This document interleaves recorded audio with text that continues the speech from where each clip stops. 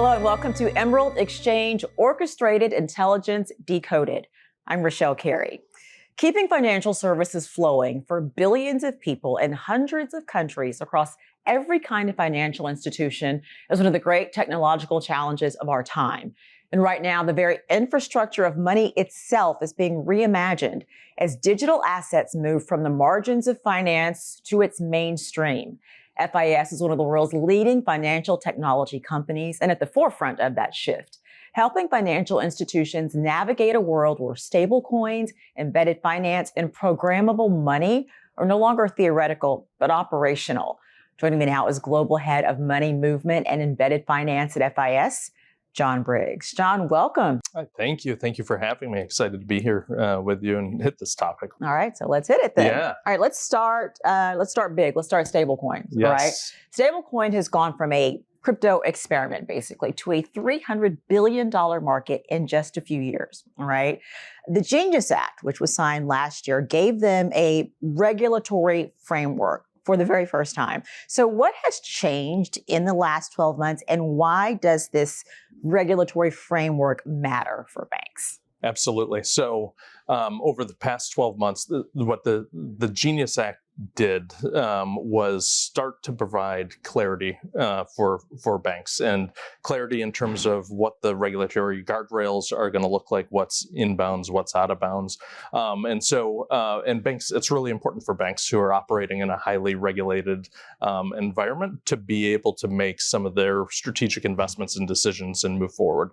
The other thing that's happened over the past 12 months, as the Genius Act made it clear that stablecoins are here, they're going to be here, into the future, is it forced a conversation around this technology that underpins stablecoins and tokenized deposits, and banks are starting to dig into it, understand it more, understand use cases of where it can unlock real value for them and for their clients. And so where we sit today is you're starting to see the convergence of those things. And I think with the expected at some point here, the passage of the Clarity Act, it will further clarify that regulation environment that banks are going to operate, and I think it'll be an accelerant, frankly, for the banks in this space.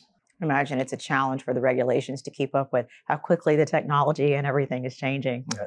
All right. So you have said the conversation in money movement used to be about speed, right? And speed now is just the starting point. So what do you see the conversation as now? Yeah, so the technology that underpins stablecoins or tokenized deposits, it is true instant real-time 24/7 technology. And so it's going to change how the financial ecosystem operates, and taking it from, the what used to be the 9 to 5, Monday through Friday, into true 24/7 global financial infrastructure. The other thing that I think is exciting about it is it's also, with this technology, allows a data payload and a logic payload with it, which is brings in the programmable nature of this new technology or new payment rail. And that's what when we refer to as payments being smart, that's what's behind it. And I think that's going to unlock new use cases, make existing things that banks are doing to serve their clients more efficient, more effective for them. And we're in the very, very early days of starting to understand and then unlock the value. And even imagine what is even possible with that. Exactly. All right. So if you are just now joining us, I am Richelle Carey, and this is Emerald Exchange. I'm here with Jon Briggs, the Global Head of Money Movement and Embedded Finance at FIS, and we're discussing how digital currency is reshaping payments. So your own research at FIS has found that nearly 75% of consumers would try stablecoin services if their bank offered them, but only 3.6% would adopt from an unregulated provider. So what does that tell you about the role that banks can and should be playing in this shift? Yes, this is a story that's hundreds of years in the making, and it's a story about trust.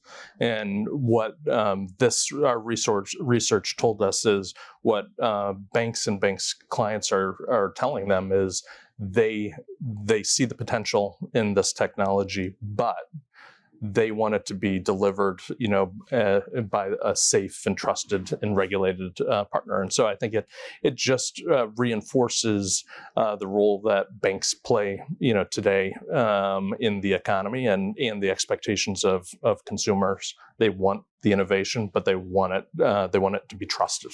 Like we'll let you take us from point A to point B, but I really need to know that you know what you're doing because we don't really at this point. Exactly. Okay, so you have talked about tokenized deposits, and basically a bank-friendly variation of stablecoin that lets banks participate in the digital asset infrastructure without abandoning the deposit base. So what's the difference between a stablecoin and a tokenized deposit, and why does that distinction actually matter? Absolutely. So for us at FIS, banks are our business. So we are focused on making sure banks have every tool that they need to be able to serve their clients and remain at the technological forefront to be competitive. What's behind a stablecoin when a stablecoin is issued is U.S. Treasuries and a small amount of bank deposits. And so the challenge with the stablecoin model for banks is it inherently means deposits are coming out of the bank into this instrument, and that reduces the amount of money supply banks have to be able to operate and support their clients' growth, et cetera. So the bread and butter of banking is deposits and lending money.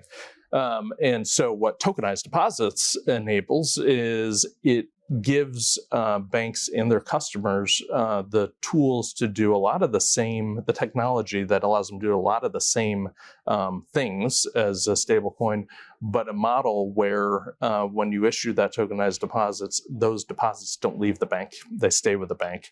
And it allows the bank to continue to use those and deploy them to be able to support, the communities that they operate in and serve each and every day.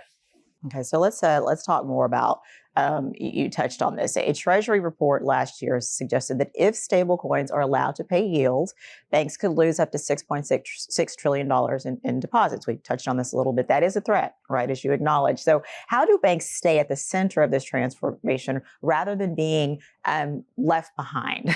Yeah, great question. So, we at FIS, we believe we have a very important role to play in this, and we've recently made a couple announcements in the digital asset space. One, we announced a new platform called Lyriq, gives banks the ability to issue their own tokenized deposit. The other one, we announced the intention to form a network called Project Keystone, and it's a great example of, I think, what we can do very well here at FIS, which is bringing technology to banks that don't have the scale individually to be able to harness the technology, but collectively can unlock the benefits that tokenization and tokenized deposits can offer. So we view us to be have to be at the center of this, because this is about keeping banks at the center of the financial ecosystem and relevant, in the economy here as we move forward. How excited are your clients about these rollouts here? It's it's a lot of conversations here at Emerald leading up to Emerald, and I'm sure there's going to be a lot coming after. But it's interesting. You see, they're on both ends of the spectrum. It's like, hey, what by when? How fast can we get this? And then the other end of, help me understand this thing. So it tells you kind of where we are in the maturity of this topic as an industry. But with all things, we're in the early innings, but it will accelerate quite quickly. Okay, let's talk about data. Every transaction carries data, which piles up quickly. You've argued that data is becoming the foundation for building ecosystems that serve your clients better. So what does a bank that is genuinely harnessing that data, that understands that data, what does a bank that is doing that well actually look like? What does it mean to handle that data well? Yeah. So right now, you can't go a minute without talking about, or seeing something around AI. And I think everybody believes in the potential of AI to transform the way we live and work each and every day.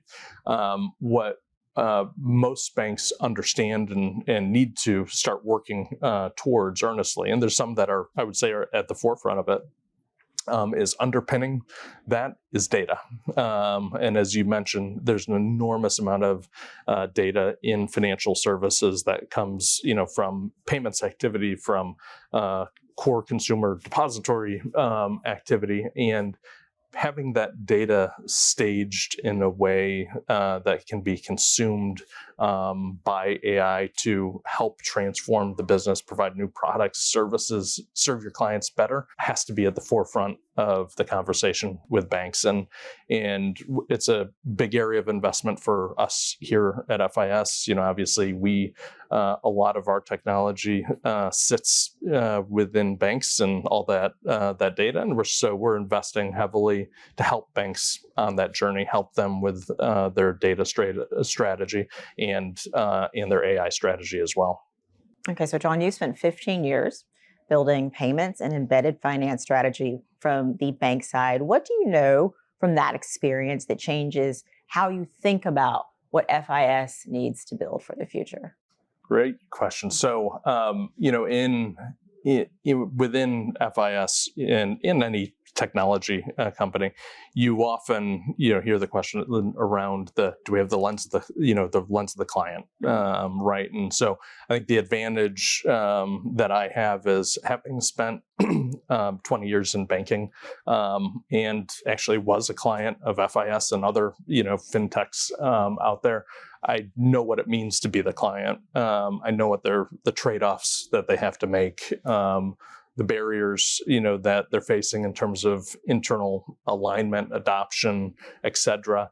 And so it certainly is an advantage as we think of helping them understand, conveying value to them as an institution or to their clients, and speeding the decision-making process along for them, because I've sat in their seat and I know what all the complex things they're trying to balance. All the things they're juggling. Yeah. Jon, this has been a wonderful conversation. Thank you very much.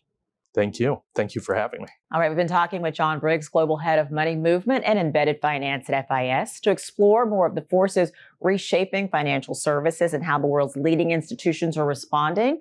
Join me for more episodes of Emerald Exchange, and thank you for joining us.